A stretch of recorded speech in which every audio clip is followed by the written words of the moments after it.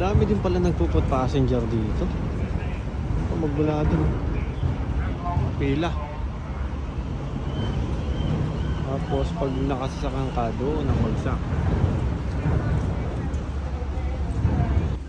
Parang ano pala no? Parang nasa eroplano ang datingan dito.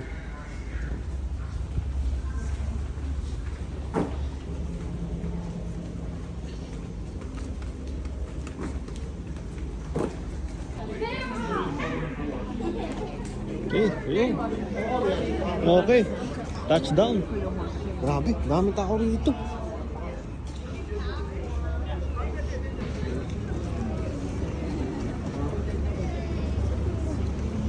Nanita nyo tuloy dito yung mga bus na ganyan. Yan, pila yan. So ngayon, pupuntahan natin yung pinagparkan natin kanina. Sa long term, lakaran natin papunta doon. Grabe, ang layo pala ng pinarkan natin. So ano, ang disadvantage lang guys kapag yun, magpa-park ka rito sa long term, medyo matagal nga lang ang proseso. Siyempre, pipila ka pa dun sa ano, dun sa exitan ng mga naka-foot passengers. Tapos lakarin mo pa papunta dun sa sasakyan mo, no? Hindi gaya kapag ka ano, kapag saan ba tayo nagpark? Hindi gaya kapag dalang mo yung sasakyan mo ay dire-diretso ka na doon, no? Saan ba tayo nagpark? Nawala na ako. Baka doon pa. So yun, lakarin pa papunta din sa may sakyan mo. So, hindi gaya kapag may dalang sakyan, baba ka lang doon sa pinaka-deck, no? Doon mo na, dire-diretso na, labasan na, papunta ng ano, papunta ng exit. Yun.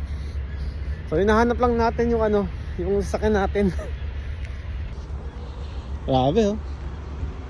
Madilim na. Kanina umalis tayo, maliwanag pa. Ngayon madilim na. So doon tayo nagpark. Layo na nagpark natin. Mula doon. Nilakad natin.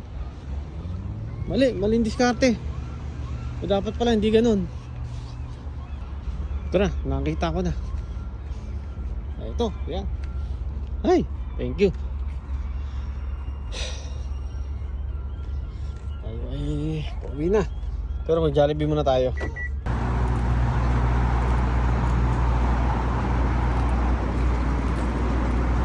Okay. Para sa asawa ko at sa dinner namin ngayon. So time check. Basta 9:48 ng gabi. Pabibiyahe tayo, pauwi.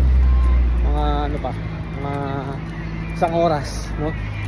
So 11 o'clock dating natin sa Chile.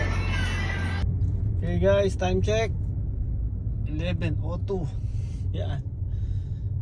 Pauwi lang natin po. Binabi na tayo. Thank you Lord, thank you. Naghihintay na yung dalawang bata doon. Yun o, nyo. Nasa bintana. Okay, thank you Lord.